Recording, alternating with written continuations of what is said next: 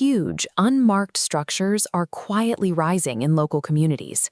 Warehouses are expanding overnight, and beige facilities are appearing on empty lots with zero public announcement. This image shows an enormous electrical substation attached to an otherwise anonymous facility.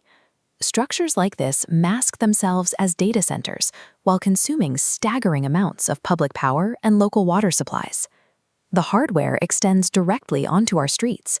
This photo shows an automated license plate reader, an ALPR, mounted quietly on a vehicle.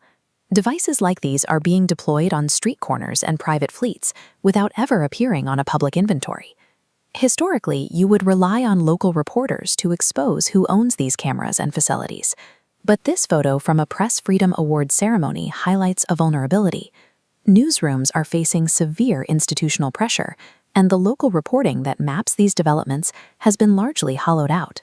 If you try to investigate that beige warehouse yourself, you hit a legal wall. Walking up to the facility can lead to trespassing charges, and recording the wrong interaction in a state like North Carolina can result in a Class H felony for wiretapping.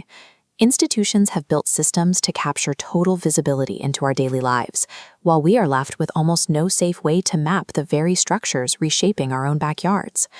We can map this hidden infrastructure safely by building an anonymous observation network powered by the gig economy. The engine driving this network is plausible, ordinary movement. Millions of workers are already traversing every single city street, every day, for completely unrelated reasons. Look at this photo of a DoorDash driver waiting at a traffic light. They are positioned perfectly as an invisible, everyday observer. Nobody looks twice at a delivery driver looking at their phone. Without stepping off a public sidewalk, a driver captures a quick photo of an unmarked camera, log the exact timestamp, and record the approximate GPS coordinates. The network operates on one strict rule: the system cares about the evidence, not the person.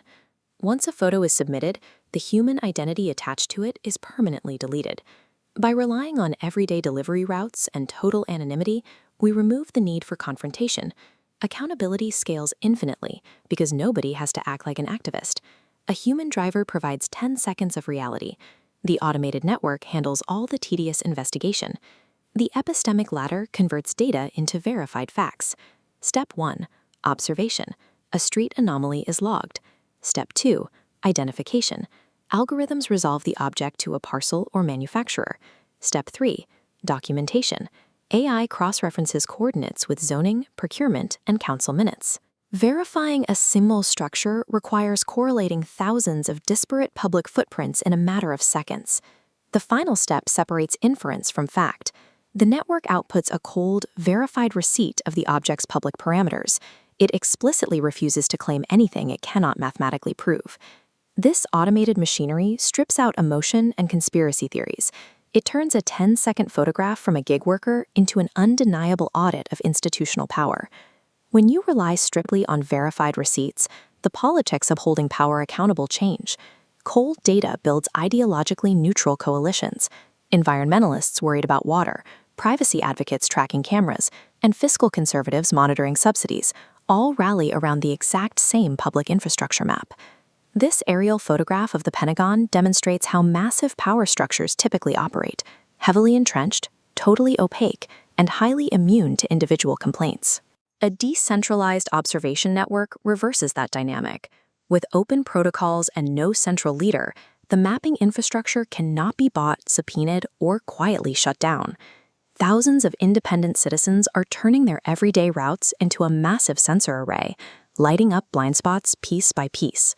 If institutions choose to watch our streets and consume our civic resources, we finally have the tools to see them in return.